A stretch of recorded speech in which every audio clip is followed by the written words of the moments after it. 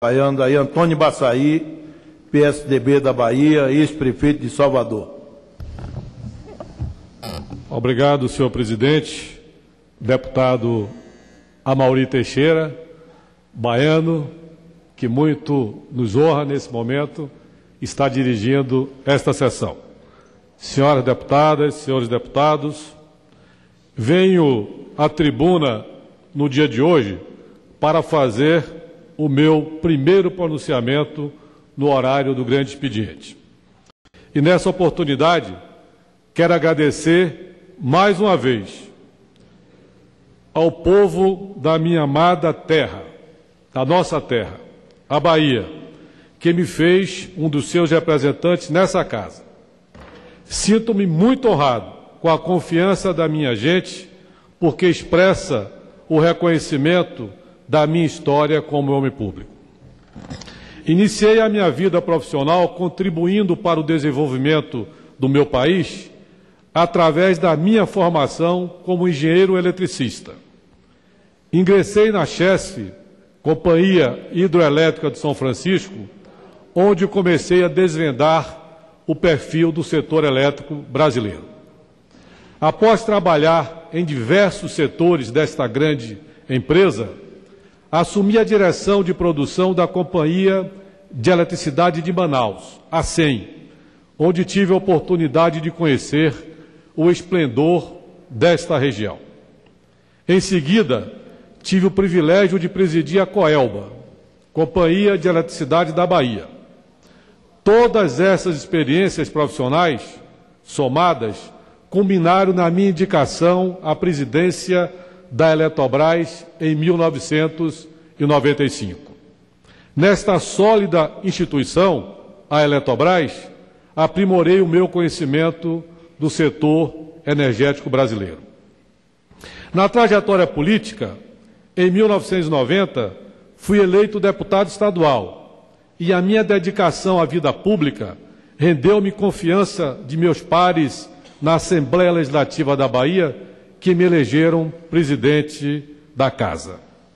Em seguida, em decorrência da vacância do cargo de governador e de vice, fui eleito pela Assembleia Legislativa governador da Bahia em 1994, quando me aproximei ainda mais da realidade do meu estado.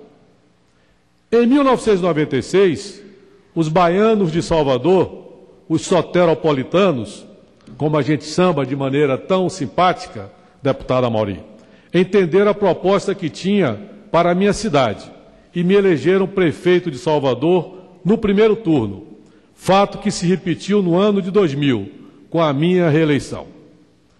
Tempo, senhor presidente, senhoras e senhores deputados, quando fui prefeito daquela cidade, como aqui também tenho a alegria de ver a ex-prefeita de São Paulo, deputada honrada Luísa Erundina. Tempo que trago na memória e na minha alma como um período de grande aprendizado e de muitas realizações. Ao deixar a prefeitura da capital baiana, abracei o projeto político do Partido da Social Democracia Brasileira, o PSDB, assumindo a presidência do Diretório Estadual da Bahia, conhecendo mais de perto o cotidiano da vida político-partidária. Eu fiz esse breve relato sobre a minha vida, senhor presidente, nobres colegas, como forma de agradecer às pessoas dos quatro cantos do meu estado, e em especial da minha querida Salvador, que em outubro passado foram às urnas e me fizeram seu representante nessa casa. Após essas considerações iniciais, senhoras e senhores deputados, quero tratar de alguns temas que julgo pertinentes para um início de legislatura, entretanto, sem um aprofundamento que merecem, o que farei no curso do meu mandato. A social-democracia, indiscutivelmente, entre as ideologias criadas a partir do século XIX, foi a mais bem-sucedida das modernas democracias europeias após a Segunda Guerra Mundial, sejam elas monarquias ou repúblicas. A causa do sucesso da social-democracia advém da conquista do poder pelo sufrágio secreto e universal, e de uma política voltada para o estado do bem-estar social. O PSDB, desde sua fundação, colocou em sua agenda política as diretrizes da social-democracia e tem conduzido a sua atuação sobre os pilares dos princípios democráticos e da justiça social. Embora jovem, senhor presidente, o PSDB tem na sua história governos de sucesso e de contribuições sociais que elevaram o nível de vida da nossa gente. Somando essas sólidas realizações, o PSDB contribuiu ao longo de sua história, com apoio, é bem verdade, de outros partidos brasileiros, à estabilidade econômica e às políticas sociais de sucesso, como a Rede Brasileira de Proteção Social, idealizada pela inesquecível socióloga Ruth Cardoso. Essa rede social de combate à fome e à desigualdade aglutinava programas como Bolsa Alimentação, Agente Jovem, Auxílio Gás, Bolsa Escola e o PET, Programa de Erradicação do Trabalho Infantil, e muitos outros programas que, por sua comprovada excelência, foram mantidos pelos governos que o sucederam, ainda que, senhor presidente, com nomenclaturas diversas. Eu me refiro diretamente ao Bolsa Família, que nada mais é do que a junção desses programas do governo Fernando Henrique, do PSDB, e ampliação também do seu alcance social para muito mais famílias em todo o Brasil. Mas, inegavelmente, foi a partir desses programas sociais que hoje nós temos o Bolsa Família. As melhorias da qualidade na vida dos brasileiros devem-se em grande parte aos programas como esses, concebidos como um conjunto de medidas para transferência monetária a pessoas ou famílias de baixa renda. A contribuição do governo Fernando Henrique para o crescimento do país e para a estabilidade econômica é inegável.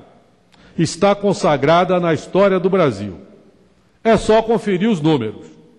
Desde 1996, houve uma progressão contínua na qualidade de vida dos 25% dos brasileiros mais pobres, com melhorias significativas em vários indicadores sociais, tais como acesso às redes de água e esgoto, coleta direta de lixo, iluminação elétrica, posse de linhas telefônicas, dentre outros. Uma herança que eu faço questão de proclamar, extremamente valiosa para o povo brasileiro, a herança do PSDB.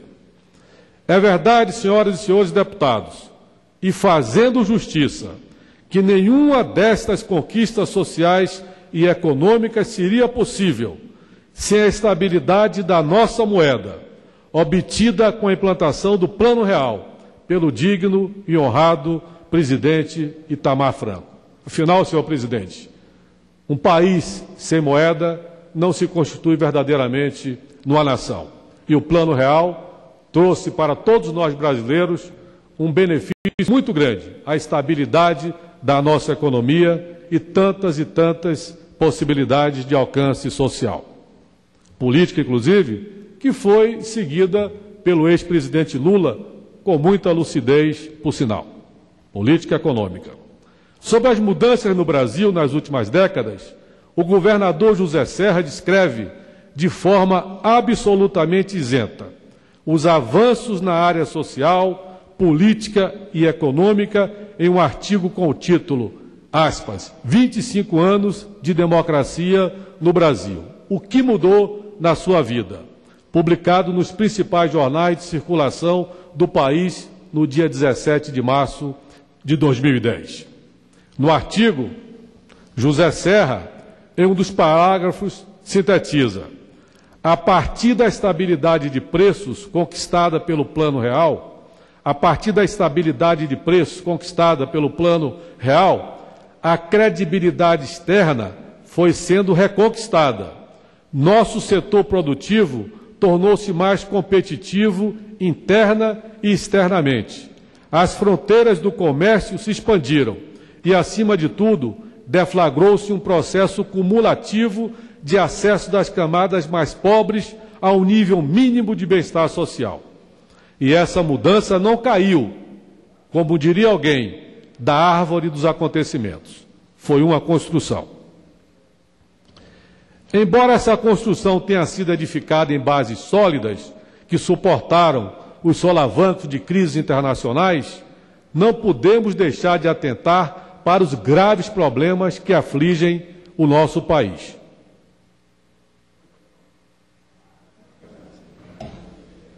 Como bem disse o presidente Fernando Henrique em artigo recentemente publicado no Estado de São Paulo, aspas, ou a oposição fala e fala forte, sem se perder em questiúnculas internas, ou tudo continuará na toada de tomar a propaganda por realização. Não podemos, como oposição, nos calar diante dos graves acontecimentos, muitas vezes sem nenhuma resposta por parte do governo.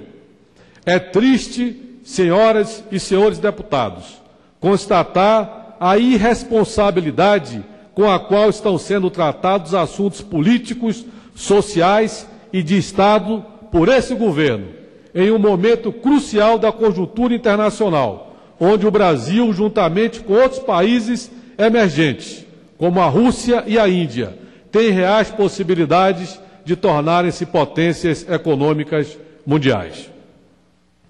Para que o Brasil se torne uma grande potência, é necessária atenção redobrada com o setor energético.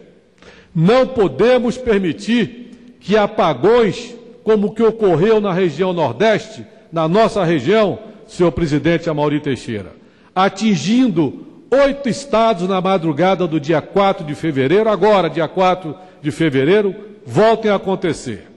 Senhor presidente, nos causou e causa estranheza que, diante de fatos de tamanha gravidade, o ministro das Minas e Energia, senhor Edson Lobão, venha a público afirmar que houve uma mera, e aqui eu faço também a aspa, que houve uma mera interrupção no fornecimento de energia elétrica, assegurando que a rede elétrica do país é uma das mais modernas e robustas do mundo. Ora, senhores parlamentares, uma rede elétrica moderna e robusta, garantiu o senhor ministro, não deixaria um dos maiores polos industriais da América Latina, da América do Sul, localizado no município de Camaçari, na Bahia, com as suas indústrias paralisadas, algumas até por 5 dias. Pasmem, senhores deputados, essa suposta interrupção temporária de energia, como disse o ministro Edson Lobão, atingiu 40 milhões de habitantes da região Nordeste. Na Bahia, dos 417 municípios, somente 3 não foram afetados pelo apagão. Segundo a Companhia de Eletricidade da Bahia, 90% das unidades receptoras de energia tiveram corte de abastecimento, o que revela o tamanho do problema e a necessidade de soluções para o setor elétrico brasileiro. Eu tenho especial interesse nessa área, senhor presidente, dada a minha formação e experiência profissional no setor, razão pela qual quero, juntamente com meus pares, identificar políticas energéticas que permitam assegurar e acelerar o crescimento econômico do Brasil. Outro grave problema é a ausência do Sistema Nacional de Alerta e Prevenção de Desastres Naturais, anunciado no governo passado e que até então, a despeito da relevância do tema, nada, absolutamente nada foi feito, apesar do compromisso assumido pelo governo passado, governo brasileiro passado, na ONU, há 6 anos. Exatamente como denunciou o articulista José Neumann no artigo Fala, mas não faz, referindo-se a um governo pródigo em falar e pouco fazer.